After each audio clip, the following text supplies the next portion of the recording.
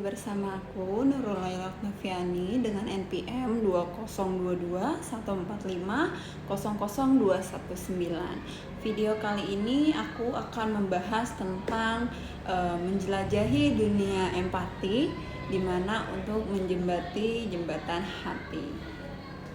Oke, untuk mata pelajaran kali ini aku ambil yaitu di Bahasa Indonesia di kelas 11, dan tujuan pembelajaran yang pertama itu ada siswa mampu memahami definisi dan pentingnya empati dalam kehidupan sehari-hari. Yang kedua juga siswa mampu mengidentifikasi berbagai situasi yang membutuhkan empati, dan yang ketiga ada siswa mampu mengembangkan kemampuan merasakan dan merespon perasaan orang lain. Dan yang terakhir itu ada siswa mampu mempraktikkan perilaku empatik dalam interaksi sosial. Oke, aku lanjut untuk pembukaan sebagai guru di dalam kelas, dimana untuk pembukaan itu kita melakukan ice breaking selama 5 menit dan guru itu menyapa untuk siswanya. Guru memulai dengan pertanyaan yang provokatif, dimana pernahkah kalian merasa sangat senang saat melihat teman kalian bahagia? Apa merasa sedih ketika kalian melihat seseorang itu kesulitan? Meskipun kalian tidak mengenalnya secara pribadi. Yang pertama mungkin setelah guru itu bertanya seperti itu, guru itu meminta beberapa siswa untuk menceritakan pengalaman singkatnya. Nah, guru juga mengaitkan siswa dengan topik pelajaran kali ini, di mana perasaan-perasaan yang kalian rasakan itu adalah salah satu bentuk kekuatan luar biasanya dalam diri kita yang kita sebut dengan empati. Nah, untuk hari ini Ibu akan menjelaskan lebih dalam lagi apa itu empati dan mengapa ia begitu penting dan bagaimana kita bisa menjadikan bagian dari diri kita di setiap harinya. Oke, Ibu akan memutarkan video cuplikan pendek atau film yang sangat menyentuh seseorang untuk membantu orang lain atau tentang perjuangan seseorang. Nah, untuk videonya kita lihat seperti ini. Dalam riset gua, salah satunya termasuk di kamus Merriam-Webster, itu andalannya Vina. Nah, itu gue udah mencoba untuk membuat kesimpulan, dan inilah yang bisa gue share ke teman-teman. Jadi empati itu adalah sebuah kondisi atau kemampuan seseorang untuk bisa mengerti keadaan, realita, atau perspektif yang dimiliki oleh orang lain tanpa si orang lain ini mencoba menjelaskannya dalam bentuk kata-kata. Nah, jadi kualitas yang harus dimiliki di dalam empati itu adalah ya kita mencoba untuk mengerti, jadi kita tuh kayak merasakan bersama orang lain itu. Salah satu bagian penting di dalam empati itu adalah no judgment. No judgment dalam artian kita benar-benar mencoba untuk mengerti orang lain itu tanpa ngecap, oh perspektif lu atau realita lu tuh baik atau buruk atau apapun itu gitu loh. Bukan, jadi kita sama sekali nggak memberikan label.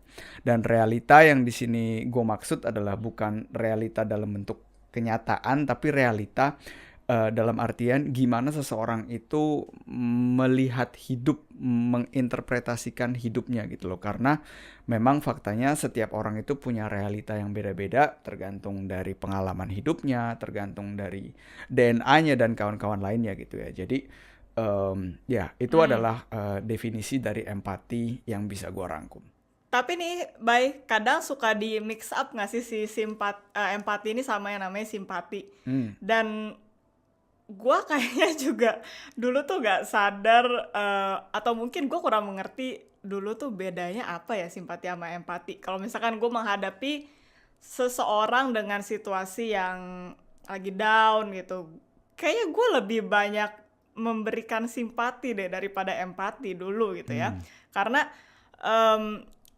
gue berpikir ya memang cuma ada satu cara gitu kalau gue menghadapi seseorang yang sedang bersedih gitu. Dan paling ya cuma ngomongnya, oh ya sorry deh gitu, lu menghadapi itu gitu. Nah ternyata sebenarnya ini gue juga baru memahami si empati ini juga sebenarnya baru belakangan ini aja. Dan terus lu juga kasih referensi waktu itu ada video yang menjelaskan bedanya empati sama simpati ini kan dari si Brené Brown itu.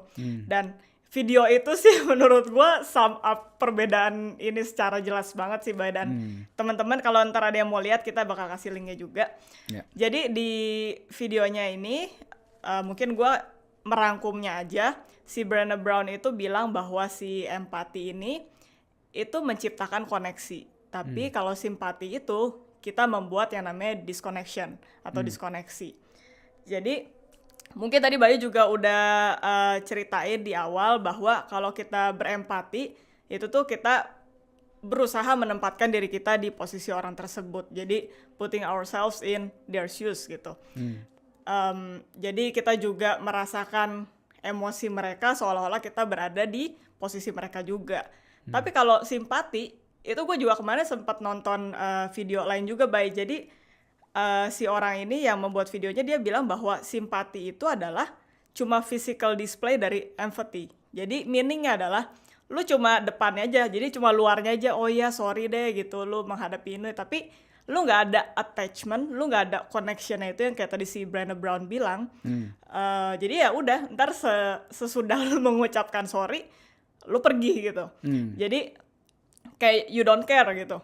Jadi kalau misalkan kita kasih contoh gitu deh, misalkan gue bilang ke lu nih, Bay, gue sedih nih, Bay, hari ini gagal ujian atau hari ini gue ujian gak lulus nih gitu. Nah kalau Bayu bersimpati, nah si Bayu nih paling cuma bilang, ya sorry Devin, nggak lulus ya gitu. Mau makan bakso nggak? jadi cuma bilang sorry di depan, tapi habis itu kayak oh ya udah I don't care gitu, maksudnya ya udah gitu, mau ngapain lagi.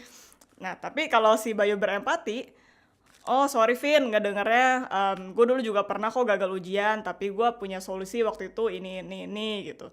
Atau enggak, oh ya udah kita bisa cari solusinya bareng-bareng nih, abis ini stepnya apa. Jadi benar-benar si orangnya juga merasa bahwa, atau gua di case ini juga merasa, oh Bayu nih care sama masalah gua gitu. Dan masalah gua nggak dianggap sebagai sesuatu yang kecil gitu. Nah sedangkan kalau yang di bersimpati tadi, gua merasanya kok si Bayu kok kayak nggak care ya sama masalah gua ya. Padahal gua merasa nih masalah kayak gede banget buat gua. Jadi mungkin untuk menjelaskan dari perbedaannya ya kira-kira begitu sih. Jadi yang satu again menciptakan koneksi, dan yang satu lagi simpati itu membuat diskoneksi. Gitu sih.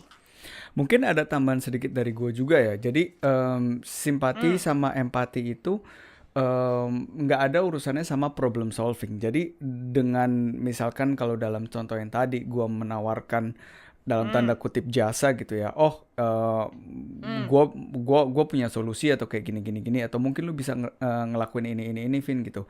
Itu bukan yang membedakan simpati dan empati, karena banyak banget juga cases di mana di saat kita berempati kepada orang lain gitu ya, justru hal paling baik yang bisa kita lakukan kepada orang tersebut adalah hanya dengan ngedengerin aja gitu. Gua ngedengerin apa komplain lu, atau gue ngedengerin kondisi lu, dan gue berusaha untuk mengconnect ke situ sehingga ya lu kayak ngerasa beban lu itu sekarang di pundak dua orang gitu. Jadi lu cuma tinggal setengah bebannya doang gitu, meskipun tentunya itu problem lu gitu. Jadi mungkin itu tidak ada korelasinya secara langsung gitu ya dengan problem solving. Setelah kalian melihat video tersebut, apakah kalian merasakan hal yang ingin berbagi setelah melihat video tersebut? Nah, perasaan kalian apakah ikut merasakan atau berusaha memahami apa yang orang lain rasakan? Itulah yang disebut dengan empati. Empati adalah kemampuan kita untuk menempati diri pada posisi orang lain, melihat dunia dari sudut pandang mereka, dan memahami perasaan serta pengalaman mereka. Oke, dengan adanya mata pelajaran kali ini, coba diingatkan kembali, empati bukanlah sekedar kata, melainkan sebuah kekuatan super yang kita miliki untuk terhubung dengan orang lain.